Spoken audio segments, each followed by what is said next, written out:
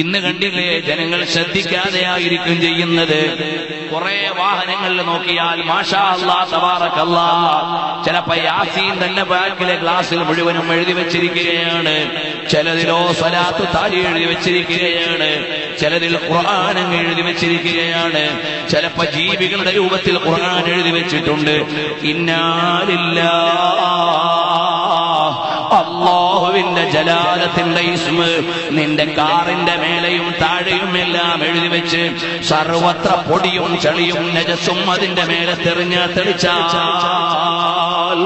അല്ലാഹു എന്ന ഏറ്റവും ആദരണീയമായ ജലാലത്തിന്റെ നാമത്തിന്റെ മേലെ എല്ലാ ചളിയും വന്നോ, എല്ലാ പൊടിയും വന്നോ, അതാ കാറ് കൊണ്ടുപോയി പാർക്ക് ചെയ്താൽ ചിലപ്പോ കാട്ടം വരെ മാഷാ അല്ലാഹ് എന്നെഴുതിയതിന്റെ മേലെ വീണില്ലേ മോനെ? അല്ലാഹുവിന്റെ ജലാലത്തിന്റെ നാമം എഴുതിയതിന്റെ മേലെ അഴുക്ക് വീണുപോയാൽ, നജസ് വീണുപോയാൽ, ഇന്നാ ലില്ലാഹ്, അത് ബഹുമാനത്തിന് കേടല്ലേ മോനെ? ഇന്ന് നിരത്തി അങ്ങ് എഴുതി വെച്ചിരിക്കുകയാണ്. ടയറിന്റെ മേലെ, ബമ്പറിന്റെ മേലെ എല്ലാം മാഷാ അല്ലാഹ് യാസീനും ആയത്തുകളും എല്ലാം എഴുതി വെക്കുന്നു. അത് പൊടിയും ചളിയും നജസും എല്ലാമായി പോയാൽ അത് ബഹുമാനത്തിന് കുറവാണ്. നീ നിന്റെ പേരെഴുതിയിട്ട് മുറ്റത്തൊന്ന് സ്ഥാപിക്കൊരു ബോർഡ്, രാവിലെ ഇറങ്ങുമ്പോ കാക്കയുടെ കാഷ്ടം അതിന്റെ മേലെ കിടന്നാൽ നിനക്ക് സഹിക്കുമോ മോനെ? എന്നാലുണ്ടോ അല്ലാഹുവിന്റെ പവിത്രമായ നാമത്തിന്റെ മേലെ എല്ലാ പൊടിയും ചളിയും വന്നാൽ സഹിക്കാൻ പറ്റുന്ന കാര്യമാണോ? അതുകൊണ്ട് അശ്രദ്ധമായി ചില സഹോദരന്മാരങ്ങനെ ചെയ്യുന്നുണ്ട്. വീട് പണിഞ്ഞുകൊണ്ടിരിക്കുമ്പോൾ മാഷാ അല്ലാഹ് തബാറകല്ലാഹ് എന്ന് വലിയൊരു ഫ്ലക്സ്. പക്ഷേ അത് ചെയ്യുന്നതിന് ഞാൻ വിരോധിക്കുന്നില്ല. വീട് ഉദ്ഘാടനത്തിന്റെ അന്ന് ആ ഫ്ലക്സ് ഏതോ പിന്നാമ്പുറത്ത് വലിച്ചെറിഞ്ഞു പോയാൽ, അല്ലാഹുവിന്റെ മഹത്വമുള്ള പേരെഴുതിയ കടലാസ് അല്ലെങ്കിൽ ആ ബോർഡങ്ങ് ചെളിയിലോ വെള്ളത്തിലോ വീണുപോയാൽ അത് നിനക്ക് സംരക്ഷിക്കാൻ കഴിയില്ലെങ്കിൽ അത് വലിയ അപകടമല്ലേ? മുൻഗാമികൾ അതെല്ലാം ബഹുമാനത്തോടെ സൂക്ഷിച്ചു.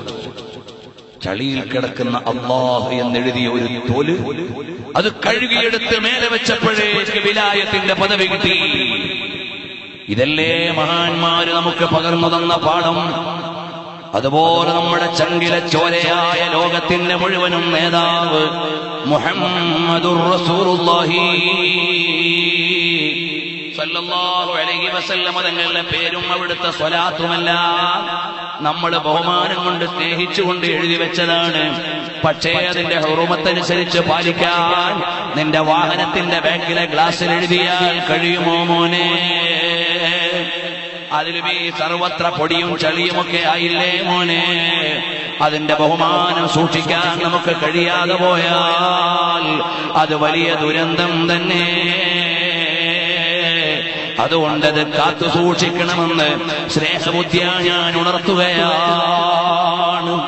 അതുപോലെ കണ്ടില്ലേ, ഇന്ന് കടകളിലേക്ക് ചെന്നാൽ, റെഡിമെയ്ഡ് ഷോപ്പുകളിലേക്ക് ചെന്നാൽ മുതലാളി ഏതാ ബൊമ്മ ഏതാന്ന് തിരിച്ചറിയൂല. കുറെ ബൊമ്മകൾ കൊണ്ട് സ്ഥാപിച്ചിട്ടുണ്ട്. മുതലാളി ഏതാണ് സംശയിച്ചു പോകുന്നു.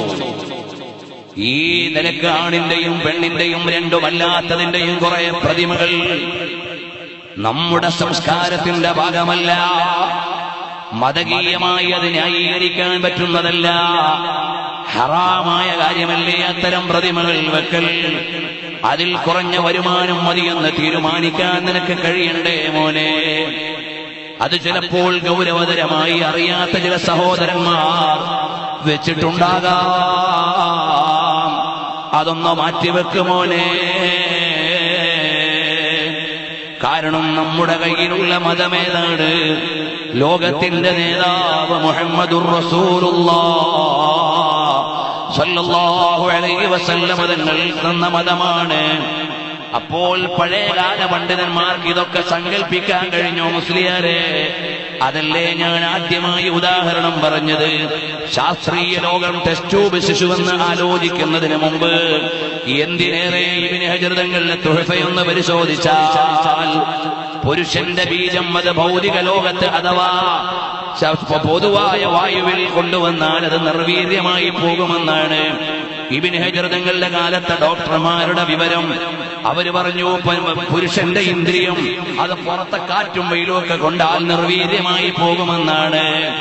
ആ കാലഘട്ടത്തിൽ ഇബ്നു ഹജർ തങ്ങൾ പറഞ്ഞു, അല്ല, ആ വാദം അങ്ങ് സമ്മതിക്കാൻ പറ്റൂല, അത് വീണ്ടും പ്രവർത്തനയോഗ്യമാണ്.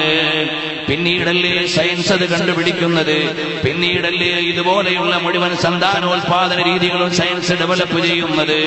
അപ്പോൾ നമ്മളെക്കാൾ അഡ്വാൻസ്ഡ് ആയ ലോകത്തിന്റെ നിയമങ്ങൾ അറിയുന്ന മഹാന്മാരായ അഇമ്മത്തുൽ അർബഅ, അഇമ്മത്തു അഹ്ലി സുന്നത്തി വൽ ജമാഅ,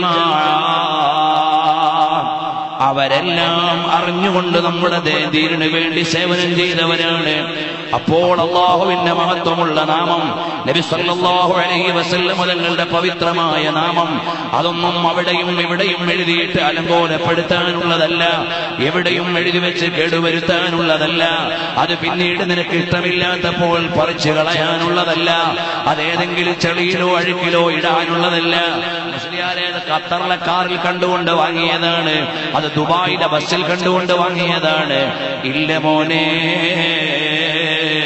ومن يعظم شعائر الله, അല്ലാഹുവിന്റെ ശിആറുകളെ മാനിക്കണം, അതിനെ ബഹുമാനിക്കണം.